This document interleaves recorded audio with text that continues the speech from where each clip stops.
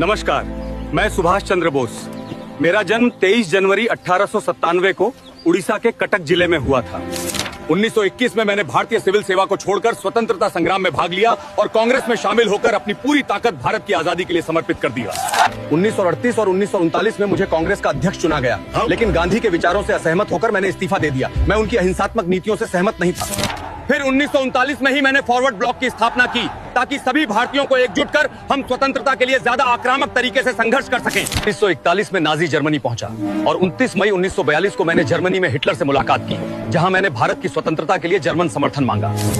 1943 में मैंने आजाद हिंद फौज की स्थापना की। यह सेना जापान के सहयोग से बनाई गई थी और इसका उद्देश्य भारत को अंग्रेजों से मुक्ति दिलाना था।